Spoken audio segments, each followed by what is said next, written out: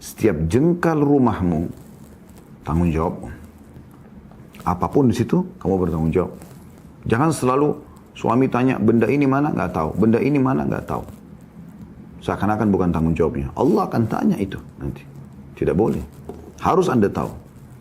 Dan anak-anak suami, perhatikan ini, garis bawahi kalimat ini. Jadi anak-anak itu betul melalui perutnya ibu. Betul ibu sebagai status ibunya. Tapi ingat, itu anak-anak suami. Bukan anak-anak ibu sendiri gitu. Itu anak-anak suami. Pemilik sperma adalah suami. Dan inti manusia di sperma itu. Sel telur itu kantongnya. Dan melalui perut ibu. Oleh karena itu ibu didahulukan dalam pelayanan. Ya sebagaimana Nabi SAW mengatakan ibumu, ibumu, ibumu. Maksudnya dalam pelayanan. Tapi penisbatan nama nggak boleh ke ibu. Walaupun ibu yang melahirkan. Karena pemilik sperma adalah ayah.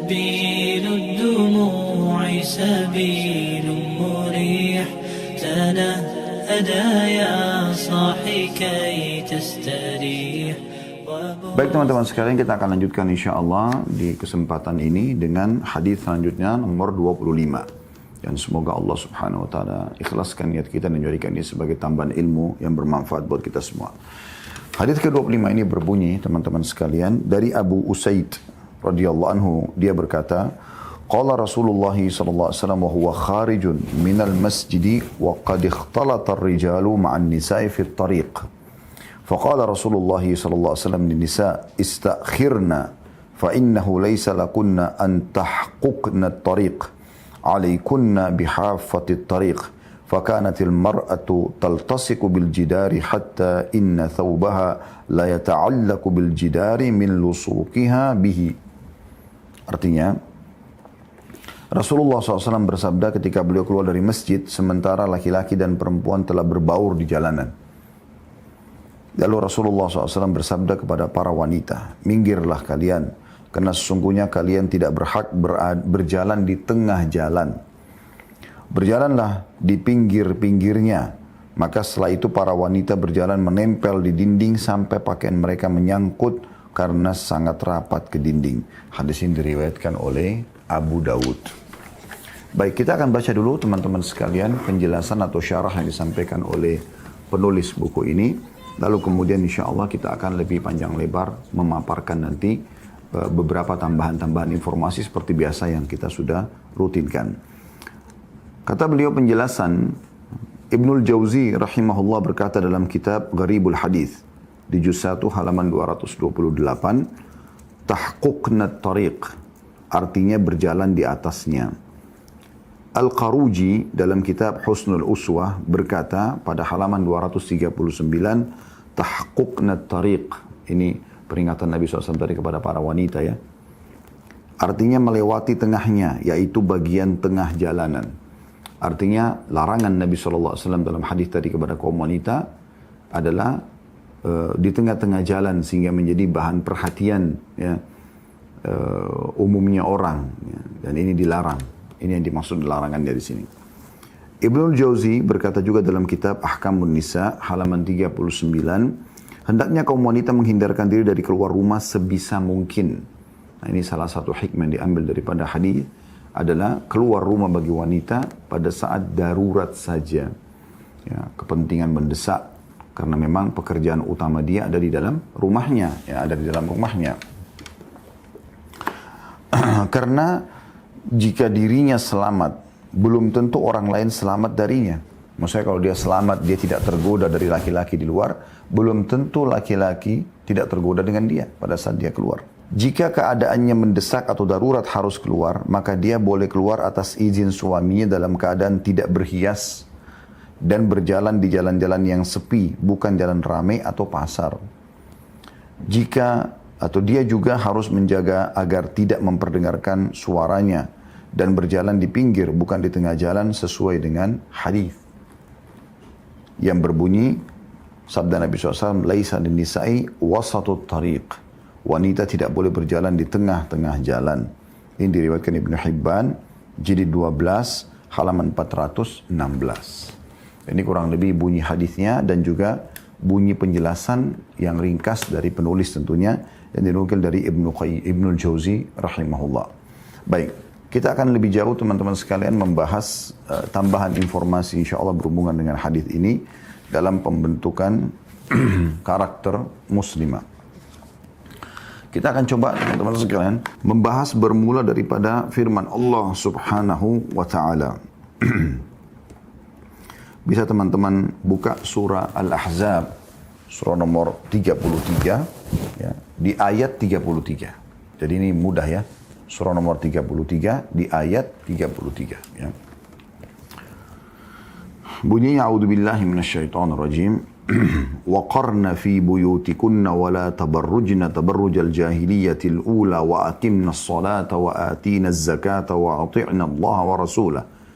Innama yuridu Allah liyudhhiba 'ankum rizza ahlal baiti wa yutahhirakum tathira. Yang artinya, dan hendaklah kamu tetap tinggal di rumah-rumah kamu dan janganlah kamu berhias dan bertingkah laku seperti orang-orang jahiliyah dulu. Maksudnya sebelum kenal hijab dalam Islam, sebelum kenal rasa malu dalam Islam. Dan dirikanlah sholat. Sibukkan sholat di mana? Di rumah. Tunaikanlah zakat dan taatilah Allah dan Rasulnya. Sesungguhnya Allah bermaksud hendak menghilangkan dosa dari kamu, wahai ahlul bait, dan membersihkan kamu sebersih-bersihnya. Kita dengarkan bagaimana Syekh Nasir As-Sa'di, salah satu ahli tafsir umat Islam ini, rahimahullah, menafsirkan firman Allah ini. Beliau mengatakan, makna waqarna fi buyutikunna, ya, dan menetaplah kalian di rumah kalian wahai para wanita, adalah maknanya karena itu lebih selamat bagi kalian dan lebih memelihara diri kalian. Jadi sebab kenapa Allah menyuruh para muslimah untuk tinggal di rumah, justru untuk kebaikan mereka sendiri. Penciptanya lebih tahu. Dan di masa corona seperti sekarang ini, subhanallah, lebih mempermudah wanita, gitu kan, untuk lebih menikmati rumahnya. Karena memang kita dianjurkan lebih banyak di rumah. Dan ini penekanannya dalam syariat Islam, ada corona atau tidak ada corona, bagi wanita dianjurkan agar mereka tidak keluar rumah kecuali dalam keadaan darurat. Ya. Penting sekali. Allah mengatakan waqarna fi buyutikunna. Tinggallah kalian wahai para wanita di rumah-rumah kalian. Dan tafsirnya adalah, kata beliau, karena tinggal di rumah itu adalah lebih selamat untuk kalian dan memelihara kalian. Karena kapan wanita keluar, banyak sekali fitnah yang bisa terjadi. Kecuali darurat. Kecuali darurat. Yang bertugas untuk sholat berjamaah di masjid, ngantar jenazah, cari nafkah, jihad, adalah kaum laki-laki. Bukan kaum wanita. Sementara pekerjaan utama mereka, mengurus anak, merawat rumah, membersihkan rumah, ya, memenuhi kebutuhan suaminya, adalah pekerjaan utama. Dan ini harus memang dua komponen masyarakat ini, laki-laki dan perempuan, menjadi tim yang sangat bagus. Kapan satu sama yang lain mengambil tugas, maka akan hilang keseimbangan kehidupan itu. Kapan wanita sibuk berdesak-desakan sama laki-laki di jalan, di pekerjaan, di jihad, di antar jenazah, di sholat berjamaah di masjid dan seterusnya, maka akan hilang keseimbangan. Karena di saat dia keluar dari rumahnya itu, melakukan aktivitas yang asalnya ditekankan bagi kaum laki-laki. Ya. Walaupun ada yang mubah dan boleh, sunnah bagi wanita, misalnya kayak sholat berjamaah di masjid. Tapi ada waktu di mana dia semestinya bisa di rumahnya dan lebih afdal sholat di rumahnya. Bahkan dalam hadis dijelaskan, tempat sholat yang terafdal bagi perempuan adalah yang paling tersembunyi di rumahnya. Jadi kalau ibu sholat di dalam kamar tidur ibu lebih baik daripada ibu sholat di ruang tamu ibu. Ibu sholat di ruang tamu ibu lebih baik daripada di luar rumah ibu, walaupun itu masjid. Kenapa? Karena begitu selesai sholat, dia bisa langsung memperhatikan tugas dia oleh Allah Subhanahu wa ta'ala. Wahai muslimah, rumahmu adalah surgamu. Tanamkan baik-baik pemikiran itu. Dan hilangkan semua pemikiran yang selalu berpikir, apalagi nih program besok. Ada banyak muslimah dari pagi keluar sampai malam. Kadang-kadang sudah tidak ada lagi hal yang mendesak. Bukan karena dia harus menafkahi anak yang masih kecil. Dan kalau tidak mereka akan mati kelaparan. Bukan karena sesuatu yang penting, misalnya harus menghadiri majelis ilmu. Kadang-kadang hanya duduk ngobrol sama teman, buang-buang waktu di mall, di pasar, di keramaian, sehingga akhirnya suami pulang ke rumah dia belum datang, gitu kan, dia masih kumpul sama teman-temannya. Kemudian anak-anak juga hanya diurus oleh pembantu dan baby sister. Ini semua membuat ketidakstabilan kehidupan. Ya. Ada banyak perempuan sibuk bekerja di luar. Kemudian yang sibuk mengurus rumah suaminya. Terbalik. Suaminya menganggur, suaminya segala macam. Duduk di rumah, pegang sapu, cuci baju, ya, ngurus anak-anak. Ini semua terbalik. Seorang muslim dalam Islam, laki-laki, boleh dia membantu istrinya. Sebagaimana Nabi SAW dikatakan dalam hadis Bukhari. Pada saat Ummul Mukminin Aisyah radhiyallahu anha ditanya apa yang Nabi SAW lakukan di rumahnya, kata beliau seperti laki-laki, seseorang laki-laki di antara kalian. Artinya dia memenuhi hajatnya, dia mau istirahat silakan, dia mau ganti baju, dia mau mandi bebas. Dan kadang-kadang dia membantu kebutuhan istrinya, walau diperlukan. Tapi kadang-kadang bukan menjadi sebuah rutinitas. Jangan lagi dibebankan suami pekerjaan yang memang bukan tugas dia. Bukan tugas dia cuci piring, cuci baju. Ya.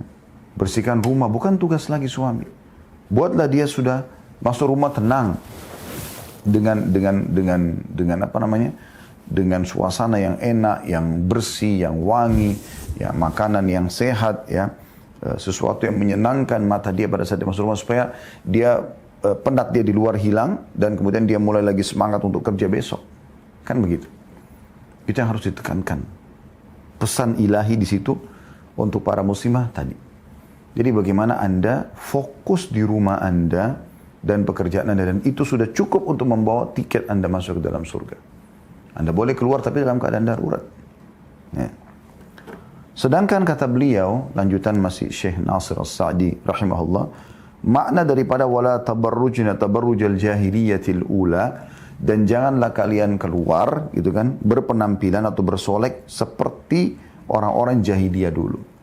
Maksudnya sebelum mengenal Islam, kata beliau, janganlah banyak keluar dan bersolek atau memakai parfum sebagaimana kebiasaan orang-orang jahiliyah sebelum Islam yang tidak memiliki ilmu dan agama. Mereka nggak punya rasa malu, mereka nggak punya rasa takut kepada Allah. Ya, mereka tidak menjaga nama baiknya, nama baik suaminya, nama baik keluarganya. Kata beliau, ya,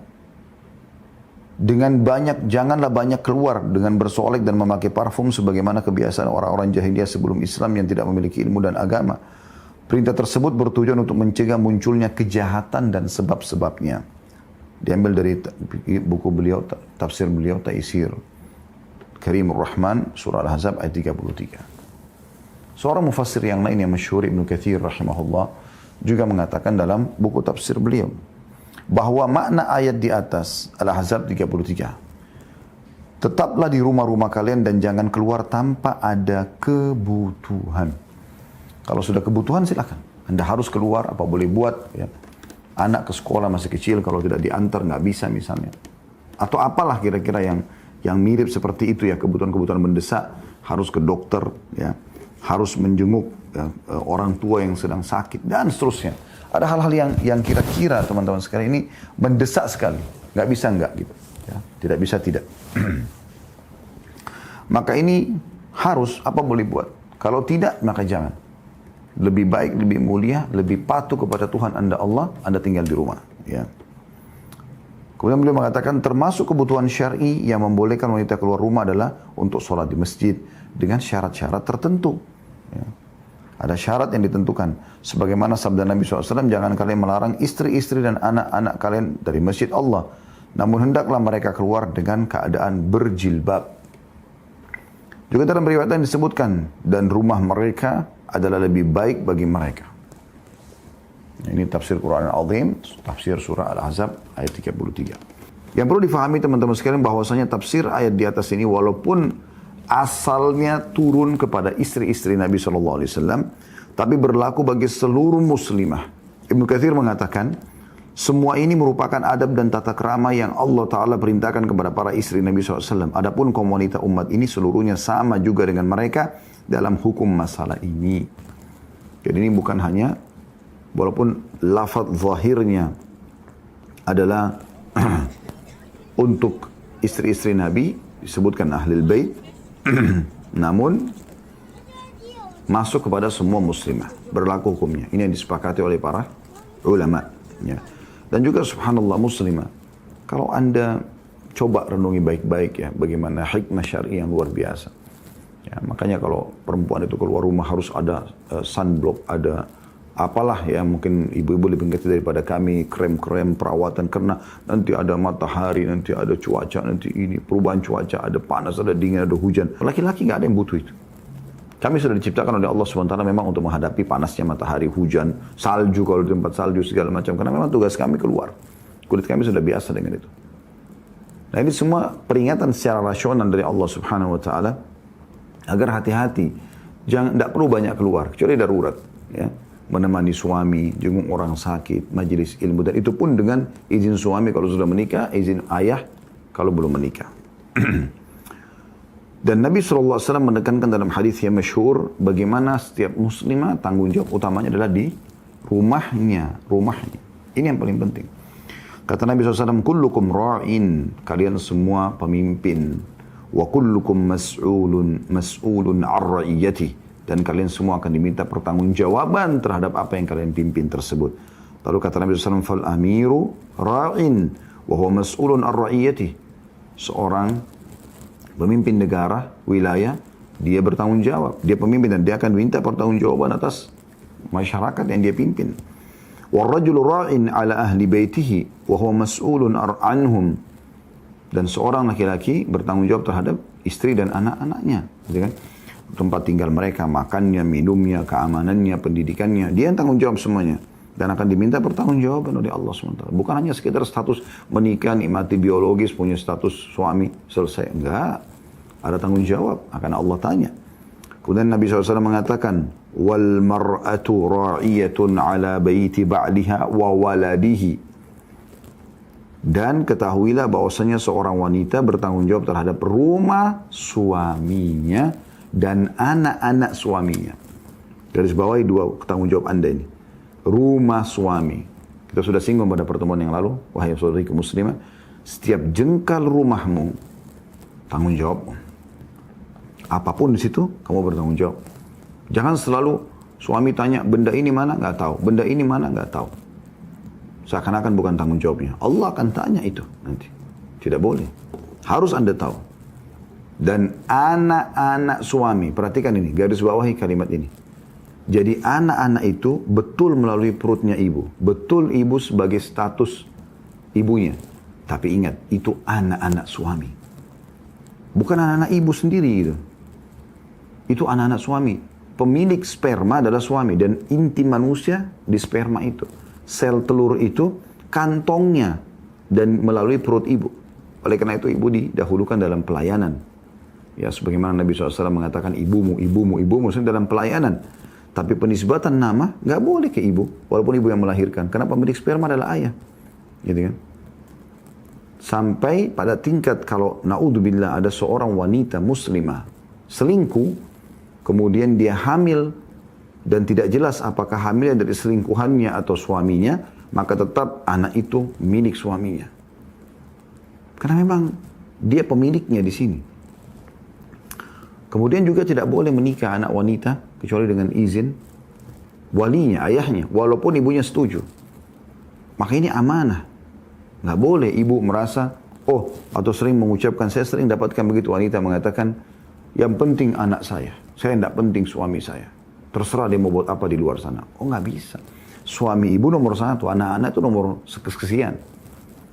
Kalau ibu meninggal, suami ridho, masuk surga. Ibu meninggal, anak ridho, nggak ada hubungannya sama sekali. Mereka cari ridhonya ibu, iya. Tapi ibu nggak perlu cari ridhonya anak-anak. Kita diminta pertanggungjawaban kalau kita salah dalam mendidik, iya. Tetapi perhatikan baik-baik. Ya. Jadi suami itu adalah asas keselamatan ibu setelah Allah Subhanahu Wa Taala. Lalu dikatakan wahiyya mas'ulatun anhum, dan dia akan diminta pertanggungjawaban terhadap rumah suami dan anak-anak suaminya. Wal 'abdu ra'in 'ala mali sayyidihi, dan seorang hamba sahaya juga pemimpin terhadap harta tuannya, wa huwa mas'ulun anhu, dan dia akan diminta pertanggungjawaban juga. Fa kullukum ra'in wa kullukum mas'ulun ar-ra'iyati. Kalian semua pemimpin dan akan diminta pertanggungjawabannya pada hari kiamat. Hadis sahih riwayat Bukhari Muslim. Kita dengarkan bagaimana salah satu ulama di Saudi, Syekh Shalih Al-Utsaimin rahimahullah, menjelaskan kepada kita makna hadis ini. Beliau mengatakan seorang istri, pada saat menyinggung masalah istri, merupakan pemimpin yang menjaga di rumah suaminya dan akan ditanya tentang penjagaannya. Penjagaan semua yang berhubungan dengan rumah itu. Benda-benda yang suami pernah beli. Apapun itu, gunting yang kecil kah, apa saja. Kompor, semua. Allah akan tanya. Suamimu udah masukkan kamu ke dalam rumah, dia udah bayar listrik setiap bulan, dia udah belikan ini, belikan itu, hati-hati. Semua akan diminta pertanggungjawaban. Tidak boleh ibu bilang, oh kan bukan juga saya yang bayar listrik, biarin aja terserah. Gitu kan. Nyalain aja semua lampu. Tidak ada merasa tanggung jawab. Ini hati-hati. Allah akan tanya nanti. Suami Anda tidak ngerti apa-apa, cuma tahu bayar listrik tiap bulan. Tapi Anda akan diminta pertanggungjawabannya karena Anda tahu itu. Perlu nggak? Kadang-kadang ada kamar, ruangan tidak dipakai, tapi dibiarin AC jalan terus. Tanggung jawab ini, ukhti. Ya. Kalau diperlukan, ada anak, ada anda di situ, silakan. Tidak ada masalah. Selama dibutuhkan, nggak ada kan tanggung jawab. Tapi kalau tidak dibutuhkan, nggak boleh. Harus dijaga nih. Maka wajib baginya, kata Syekh Utsaimin rahimahullah, untuk mengurusi rumah dengan baik. Seperti memasak, menyiapkan minuman, kopi, teh, serta mengatur tempat tidur. Jangan ia memasak melebihi dari yang semestinya. Bayangkan bagaimana Syekh Utsaimin detail mengingatkan ini. Jangan pula yang membuat teh lebih dari yang dibutuhkan. Mubazir, kadang-kadang kena keteledoran ya. Main sendok tumpah-tumpah, nggak masalah. Mubazir, akan ditanya oleh Allah SWT. Kenapa nggak telaten? Kita bisa lihat ketelatenan orang itu. Dan dari kejelian dia bagaimana. Kadang-kadang subhanallah kita lihat ya. Ada sebagian orang, karena jelihnya dia, sampai dia kalau menyendok itu dia teliti. Dia tidak sembarangan sehingga tumpah jadi berantakan. Kan kotor, mubazir kan gitu. Untuk apa? Toh juga kita akan ditanya pertanggungjawabannya. Jadi harusnya lebih hati-hati. Kadang-kadang teledor, susu anak-anak tidak ditutup sehingga jadi melempem ya. Rasanya sudah gak enak, gak layak, dibuang, mubazir. Makanan-makanan berlebihan. Apalagi di Ramadan sekarang seperti orang yang balas dendam pada saat buka puasa. Ini semua harus diperbaiki saudariku muslim. Kalau enggak ini akan jadi tanggung jawab semuanya. Kata beliau, ia harus menjadi seorang wanita yang bersikap pertengahan, tidak bersikap kurang dan tidak berlebihan sesuai dengan kebutuhan. Karena sikap pertengahan adalah separuh dari penghidupan, tidak boleh melampaui batas dalam apa yang tidak sepantasnya. Istri juga, kata beliau, memiliki tanggung jawab terhadap anak-anaknya dalam mengurus dan memperbaiki urusan mereka. Seperti hal memakaikan pakaian, melepaskan pakaian yang kotor, merapikan tempat tidur, serta memperhatikan penutup tubuh mereka di musim dingin. Setiap wanita akan ditanya tentang semua itu. Dia akan ditanya tentang urusan memasak, dan ia akan ditanya tentang seluruh apa yang ada dalam rumahnya. Diambil dari Syarah Riyadhus Shalihin di jilid 2 halaman 133 sampai 134. 134, maaf. Jadi begitu detailnya. Banyak muslimah mengatakan, itu bukan tanggung jawab saya kok. Saya cuma tugas saya patuh sama suami ya, tapi nggak perlu ngurusin semua ini. Tapi kan Ustadz, bagaimana caranya kita membagi waktu, urus anak, kemudian urus masakan, urus rumah. Ibu boleh pakai pembantu. Ibu boleh ajukan kepada suami baik-baik untuk diberikan pembantu. Tidak ada masalah. Yang penting ibu jangan bengkalaikan kewajibannya itu. Itu yang penting sebenarnya. Bagaimana ibu tidak membengkalaikan kewajibannya. Karena ibu akan minta tanggung jawaban. Yang minta tanggung jawab adalah Tuhan Anda, Allah Subhanahu wa Ta'ala. Ini yang kita sedang bahas pada kesempatan ini. Ya. Jadi, dia selain menjadi pendamping suami, memenuhi kebutuhan suami, juga akan menjadi pelayan bagi anak-anaknya. Ya. Dan itu semua adalah ibadah yang luar biasa. Yang kalau dia jalankan dengan baik amanah itu, maka dia akan dibalas dengan surga. Tapi kalau dia bengkalaikan, maka dia akan diminta pertanggungjawabannya. Ya. Jadi jangan anggap remeh teman-teman sekalian. Sendok-sendok yang hilang begitu saja. Tiba-tiba minta lagi dari suami. Ya, yang perlu juga diperhatikan teman-teman sekalian, hormati suami di rumah itu. Ya, kadang-kadang minta uang bulanan kasar. Seperti orang yang nagih utang. Bertakwa kepada Allah, wahai muslim. Ini nggak boleh sama sekali. Ya, santun, ramah. Maka akan ada juga respon yang baik dari suami. Allah Subhanahu wa Ta'ala juga mengingatkan teman-teman surah An-Nisa ayat 34 tadi sudah kita jelaskan, Al-Ahzab 33 ya. Sekarang kita coba lihat An-Nisa 34 yang berbunyi, perhatikan ini menggambarkan bahwasanya memang setiap muslimah itu penekanannya lebih banyak di rumah. Jangan keluar kecuali dalam keadaan darurat. Jangan berdesak-desakan dengan laki-laki. Ya. Selalu merasa perlu harus ada karir ini, karir itu. Karir terbaikmu adalah kau menjadi seorang istri yang mendapat ridho suami dan juga seorang ibu yang mencetak kader-kader umat di rumahmu, wahai muslimah. Dan lebih daripada itu sebenarnya. Jadi nggak usah tambah-tambah sesuatu yang merepotkan diri anda. Baik. Allah SWT berfirman dalam surah Nisa ayat 34, A'udzu billahi minasyaitonir rajim, ar-rijalu qawwamuna 'alan nisa'i bima faddalallahu ba'dahum 'ala ba'din wa bima anfaqu min amwalihim. Lalu Allah bilang apa? Fas-salihatu qanitatun hafizatun lil ghaibi bima hafizallah. Kaum laki-laki pemimpin bagi kaum wanita. Tidak bisa diubah ini. Pemimpin berarti dia penentu keputusan. Bukan ibu menentukan keputusan di rumah ini. Firman Allah nggak boleh dibantah. Berikan semua keputusan final kepada suami. Boleh berikan masukan, tapi nggak usah cemberut kalau nggak diterima pendapatnya. Anda bertakwa kepada Allah Subhanahu Wa Taala. Kecuali suami suruh kemaksiatan, nggak boleh. Taat kepada makhluk yang berbuat maksiat kepada Sang Pencipta, seperti yang Nabi SAW jelaskan dalam hadis. Kata Allah, kaum laki-laki adalah pemimpin bagi kaum wanita. Oleh karena Allah telah melebihkan laki-laki itu atas wanita. Karena mereka laki-laki telah menafkahkan sebagian dari harta mereka. Mereka kerja sebulan penuh. Ya. Sebagaimana sudah sering saya bilang.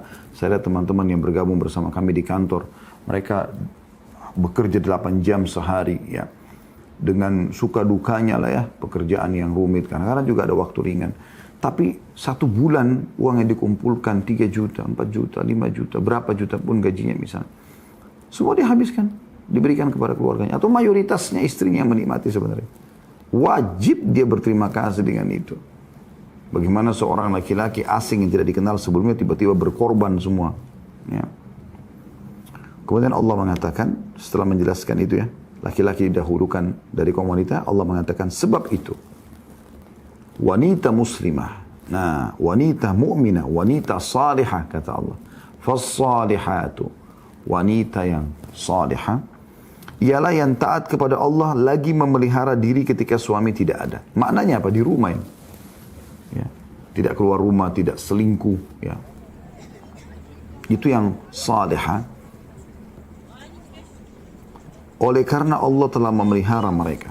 Apa maknanya Allah telah memelihara mereka? Maksudnya adalah Allah telah memberikan mereka memenuhi semua kebutuhan wanita muslimah sebelum menikah dari ayahnya. Setelah menikah dari suaminya. Syekh bin Baz rahimahullah berkata, Islam menetapkan masing-masing dari suami dan istri memiliki kewajiban yang khusus agar keduanya menjalankan perannya masing-masing. Sehingga sempurnalah bangunan masyarakat di dalam dan di luar rumah. Ya, jadi laki-laki bertugas di luar, baik perempuan di dalam rumah. Ya. Suami berkewajiban mencari nafkah dan penghasilan, sedangkan istri berkewajiban mendidik anak-anak, memberikan kasih sayang, menyusui dan mengasuh mereka. Serta tugas-tugas lain yang sesuai baginya, seperti mengajar anak-anak perempuan, mengurusi sekolah mereka, mengobati mereka, serta pekerjaan lain yang khusus bagi kaum wanita. Bila wanita sampai meninggalkan kewajiban dalam rumahnya, berarti ia telah menyia-nyiakan rumah serta para penghuninya. Hal tersebut dapat menyebabkan kerusakan dalam keluarga secara hakiki maupun maknawi. Banyak sekali muslimah-muslimah yang terpengaruh teman-teman dengan pemikiran orang-orang barat, orang-orang non-muslim yang seakan-akan ya memaksakan harus ada kesetaraan ya, antara laki-laki sama perempuan dalam segala hal. Sehingga perempuan pun harus bisa menjadi laki-laki. Ini dari mana ya? Islam tidak pernah suruh seperti itu. Tidak ada sama sekali perintah dalam Islam untuk seperti itu. Tidak pernah ada perintah perempuan harus sama dengan laki-laki. Kalau begitu juga, dia harus hilangkan haidnya. Ya kan? Sementara Islam pada saat dia haid diberikan keringanan, dia tidak sholat. Dan tidak wajib mengganti sholat itu. Sementara laki-laki tidak punya haid. Jadi Islam datang sebenarnya mengatur proporsional. Allah lebih tahu bagaimana kebutuhan laki-laki dan perempuan. Maka Allah berikan sesuai dengan kebutuhan mereka itu. Beban-bebannya juga gitu kan. Banyak muslimah teman-teman kena sibuk dengan konsep-konsep para orientalis, orang-orang non-muslim. yang terus saja mengumandangkan kesetaraan gender, harus sama, harus sama, harus sama. Harus sama bagaimana dulu ini? Islam juga mengatur ada kesamaan. Muslimah walaupun haid mereka tidak sholat, tapi mereka punya kesempatan meraih pahala dari sisi yang lain, gitu kan? Karena kalau pakai hitung-hitungan kuantitas, jumlah, maka kalau seorang wanita berumur 70 tahun, anggaplah 50 tahun dia sholat, ya. Umurnya misalnya 60 tahun, ya. Dan ada laki-laki umurnya sama, maka kita akan temukan sholatnya si laki-laki itu full selama 50 tahun, perempuan ini enggak. Dikurangi sepertiganya. Kenapa saya katakan sepertiga? Atau seperempatnya tepatnya. Karena umumnya wanita itu kan kalau haid, mereka sepekan ya. Mereka sepekan. Dari 1 bulan itu sepekan. Oleh karena itu, kita bilang seperempatnya. Jadi kalau misalnya 1 bulan laki-laki itu sholat full, perempuan berarti ada 1 pekan tidak sholat, kan begitu.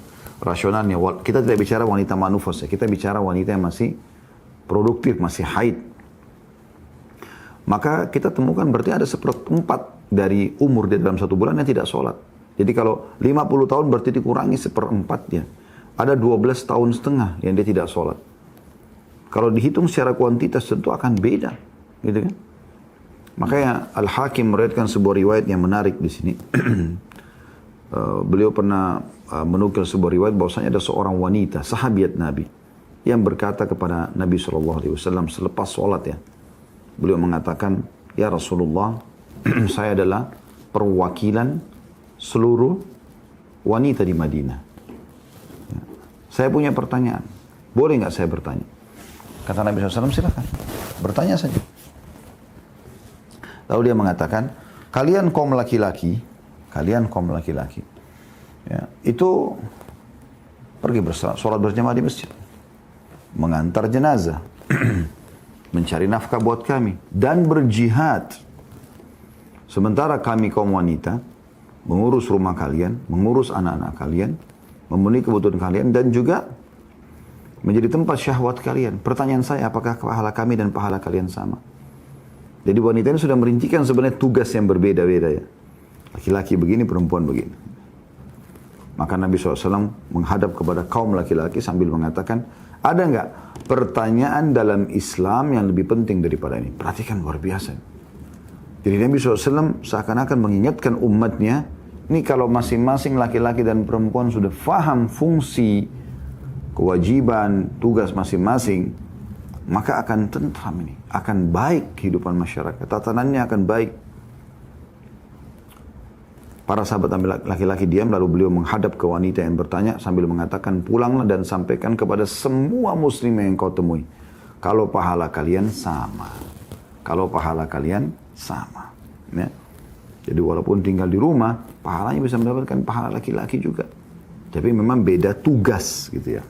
Syekh Utsaimin mengatakan, masyarakat itu bisa baik.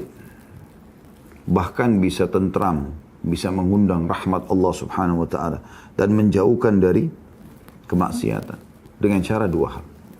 Yang pertama, perbaikan secara zahir. Hal ini bisa dilakukan di pasar-pasar, di masjid-masjid. Ya. Dan itu didominasi oleh laki-laki.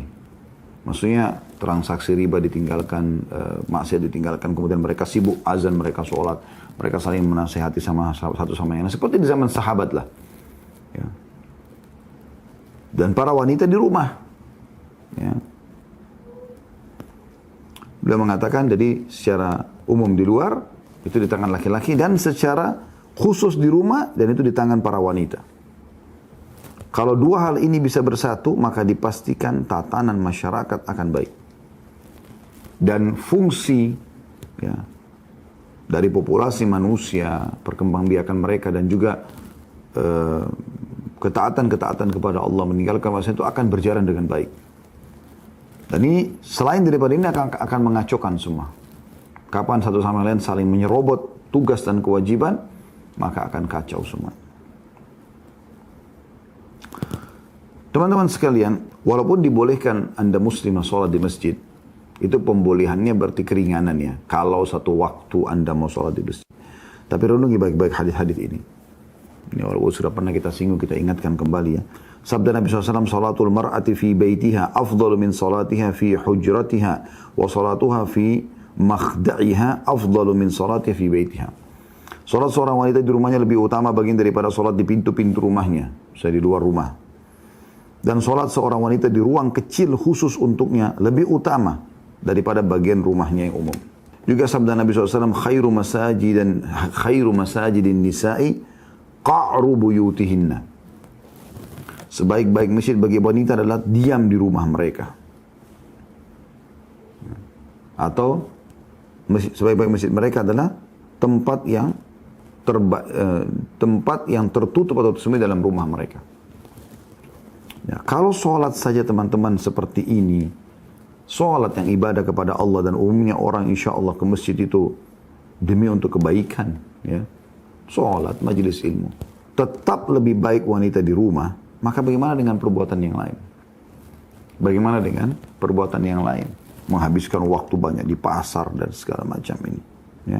Dalam sebuah riwayat Anas bin Malik yang menarik untuk kita bahas juga di sini adalah beliau mengatakan ji'nan nisa ila Nabi sallallahu alaihi ila Rasulillah sallallahu alaihi wasallam faqulna.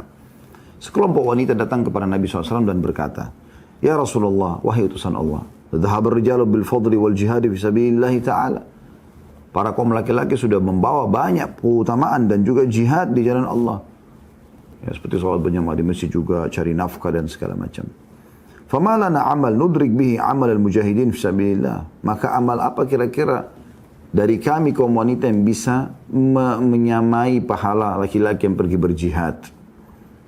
Perhatikan jawaban Nabi SAW. Faqala Rasulullah SAW, man qa'ada au kalima nahwaha min kunna fi baitiha fa innaha tudriku amal al-mujahidin fi sabilillah. Nabi SAW mengatakan, siapapun di antara kalian wahai wanita yang duduk, tinggal diam, ya, atau kalimat yang serupa dikatakan dalam hadis ini, siapapun yang di antara kalian yang duduk, yang tenang, yang tinggal, yang tetap di rumahnya, maka dia akan mendapatkan pahala jihad di jalan Allah. Ini luar biasa ini. Ya. Ini dinukil dari tafsir Ibnu Katsir ya, tafsir Quran Azim dalam surah Al-Ahzab ayat 33, riwayat ini beliau angkat. Kita akan tutup teman-teman sekalian dengan hal-hal yang berkaitan dengan bahasan kita. Kalaupun muslimah atau ibu harus keluar rumah, maka perhatikan beberapa hal ini. Nah, ini yang kita titik beratkan dalam penutupan bahasan kita. Yang pertama, perhatikan baik-baik hijab syar'inya, tutup aurat yang benar, ya.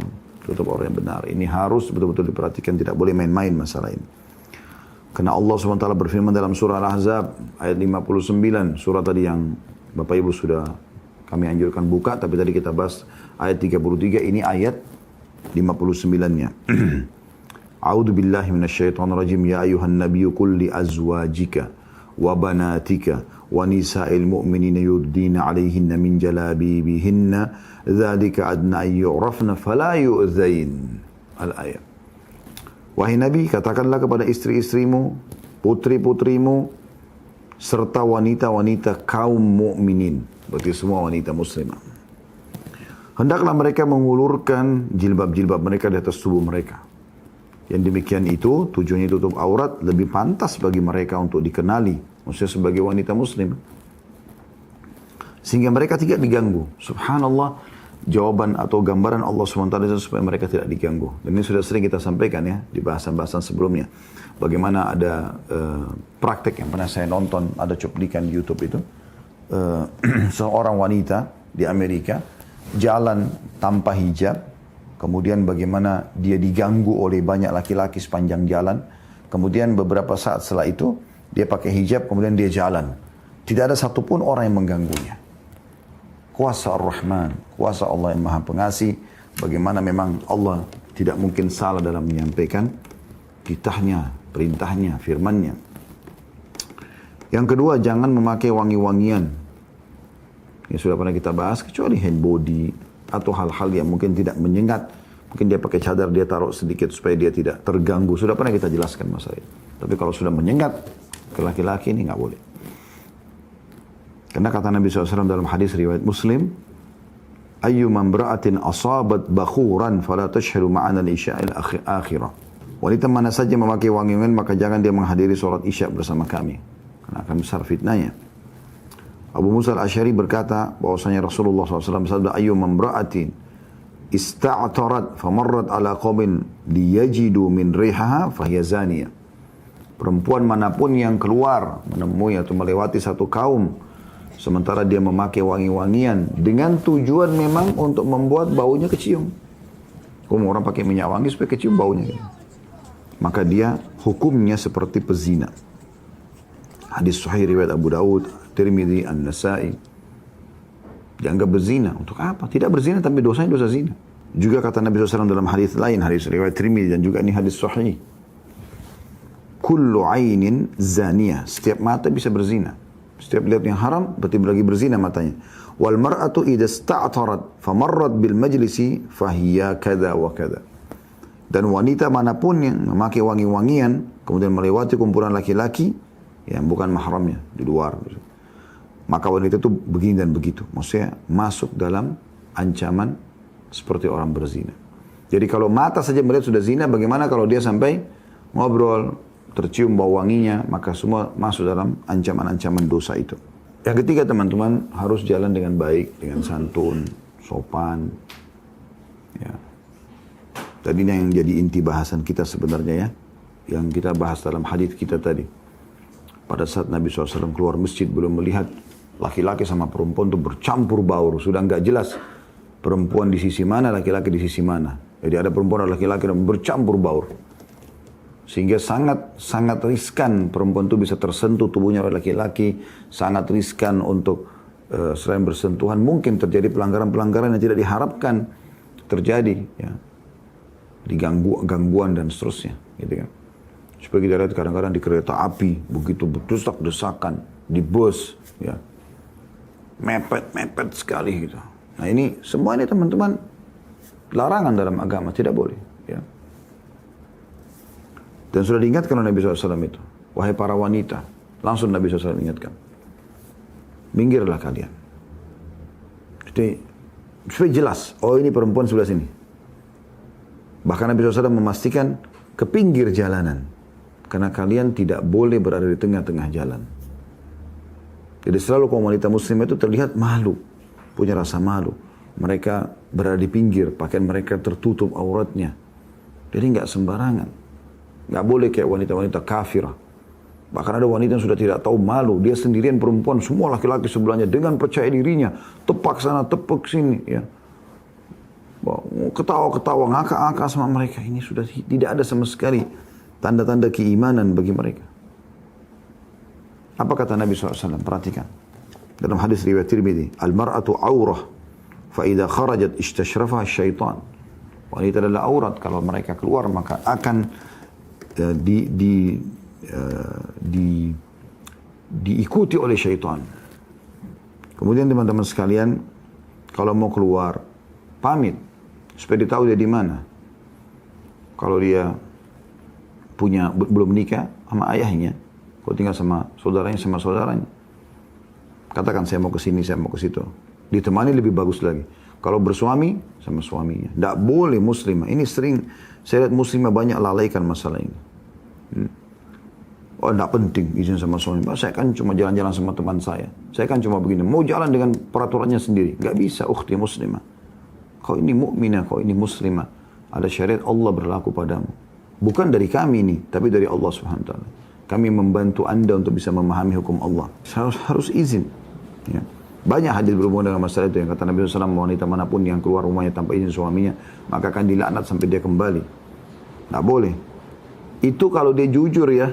Dia jujur misalnya dia pergi satu tempat, cuma dia tidak izin. Bagaimana kalau ditambah lagi dengan kebohongan-kebohongan? Pas ditanya, oh enggak, saya enggak ke situ kok. Saya tadi jalan sama teman-teman atau ini. Padahal sebenarnya dia lagi pergi berzina atau apa. Ya. Itu lebih parah lagi. Ingat teman-teman, kita ini di muka bumi ini berhubungan sama Sang Pencipta Allah Subhanahu wa taala. Allah itu Maha melihat, Maha mengetahui, ya.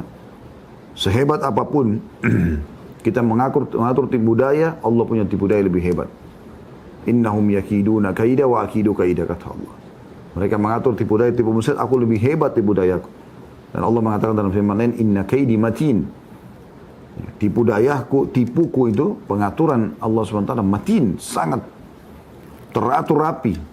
Nggak bisa kita menghindar. Allah punya cara membongkar kesalahan-kesalahan Anda. Itu yang kelima. Yang keenam, teman-teman sekalian. Maksud adalah peringatan sama tadi dari hadis kita ya. Hati-hati dengan suara. Hati-hati dengan banyak ya, mengangkat suara, teriak-teriak. Boleh nggak muslimah ke pasar? Boleh. Boleh nggak ke mall? Boleh. Boleh nggak keluar rumah? Boleh. Tapi ini adabnya. Ada adab-adabnya. Ini udah Ramadan, keluar terbuka aurat, ngakak-ngakak sana sini. Jalan sama laki-laki yang tidak jelas bukan mahramnya. Lalu mengatakan puasa. Pakai celana pendek, pakai baju terbuka sana sini. La haula wa la quwata illa billah. Mana kehormatan Ramadan, ya? Mana kemuliaan iman kita yang kita tahu Tuhan kita sedang melihat. Kata Umar radhiyallahu anhu, ketahuilah sebelum matamu menuju kepada sesuatu yang haram, maka Allah lebih dulu melihatmu. Kita tidak usah lihat teman-teman pelanggaran apa yang kita lakukan, tapi siapa yang kita sedang langgari. Sang pencipta Allah subhanahu wa ta'ala. Yang dia maha kuat, maha perkasa, maha amat keras siksaannya. Harus kita kembali ke poin itu. Allah ingatkan dalam surah An-Nur ayat 31, A'udzu billahi minasyaitonir rajim wa qul lil mu'minina yaghdudna min absarihim. Dan katakanlah pada para kaum wanita turunkan pandangan mereka dari yang haram. Itu Allah SWT perintahkan. Juga dalam Al-Ahzab ayat 32, A'udzu billahi minasyaitonir rajim fala takhda'na bil qawli fayatma'a alladhi fi qalbihi maradun wa qulna qawlan ma'rufa. Dan janganlah kalian wahai para wanita melembut-lembutkan suara kalian, manja-manja. Salah sama suami silakan, tapi sama laki-laki umumnya.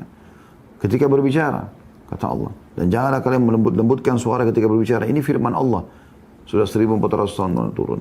Dan setiap muslimah mukmin yang memahami masalah ini. Sehingga berkeinginan jeleklah orang yang ada penyakit dalam hatinya.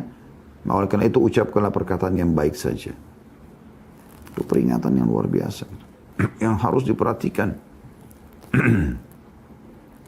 Kemudian juga yang tidak kalah penting teman-teman sekalian adalah kalau safar ada mahram. Ini juga poin penting yang harus digarisbawahi. Karena Nabi SAW melarang wanita safar tanpa mahram. Ya. Kemudian yang penutup teman-teman sekalian, keluar sesuai dengan kebutuhan. Ya. Dan usahakan selalu bersama dengan seseorang. Kalau itu hubungan kerabat ada bagus, ya. Kalau sama suami lebih baik, sama anak yang mahram bagus. Kalau tidak, maka paling tidak ya, bersama dengan wanita muslimah yang salihah, bukan wanita fasiqah. Saya kadang-kadang heran melihat ada sebagian muslimah, sudah bagus auratnya tertutup, ya, rapi, ya, bagus. Tapi ternyata temannya tidak berhijab. Temannya, dia muslimah, sudah hadir di pengajian, bahkan kadang-kadang pakai hijab syar'i. Temannya masih merokok. Temannya masih bergaul bebas. Temannya bolak-balik masuk bar dan karaoke. Kenapa ini? Kenapa kalau tidak berteman sama mereka? Nabi SAW mengatakan, Al-maru ala dini khalili. Seseorang sesuai dengan agama temannya. Falyandur ahadukum ila man yukhalil. Maka dia harus pilih siapa temannya yang dia menjadikan sebagai sahabatnya. Kita di manusia lemah, teman-teman, mudah terpengaruh.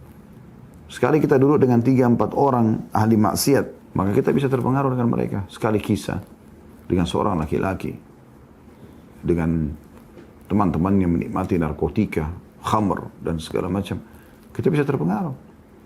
Jangan bilang tidak. Sebagaimana kita juga kalau duduk sama muslimah, mukminah yang kadang-kadang menceritakan sebuah ayat atau kisah, dia bisa menangis, kita juga akan terpengaruh. Waktu kita terbatas, teman-teman. Bayangkan kalau kita meninggal sementara kita lagi bersama-sama dengan mereka, teman-teman yang buruk ini, naudzubillah. Dan bayangkan kalau kita meninggal sementara kita bersama dengan teman-teman yang baik. Ya, hati-hati. Semua akan ada pertanggungjawabannya. Ingat, kata penutup saya, saudariku muslimah, ya, saya fokus ke muslimah karena ini bahas tentang muslimah. Umurmu terbatas. Yang lalu, kalaupun kau bersalah sekarang kesempatan bertobat, apalagi ini di 10 terakhir Ramadan, dan nanti malam insya Allah malam ganjil. Dan Allah subhanahu wa ta'ala memastikan Lailatul Qadar lebih baik daripada 1000 bulan. Dan ini penjelasan sebagian ulama bukan bermakna bisa bermakna lebih daripada 1000 bulan. Karena Allah mengatakan, bukan seperti 1000 bulan, tapi khairul min alfi syahr, lebih baik daripada 1000 bulan. Dan bisa juga bermakna, bukan 1000 secara letterlet. Karena di zaman sahabat, orang mengenal angka 1000 ini angka tertinggi. Dan Allah SWT sedang mengajak bicara orang-orang Arab pada saat itu. Lebih baik daripada 1000, lebih baik daripada angka-angka terbesar yang Anda miliki. Maksimalkan ibadah kepada Allah SWT. Dan itu kan lebih baik daripada miliaran, daripada triliunan. Bukan cuma 1000, lebih banyak daripada itu. Kesempatan emas. Yang lalu bertobat kepada Allah kalau salah, kalau sudah baik kita tinggal pertahankan dan tingkatkan kualitasnya. Allahu a'lam.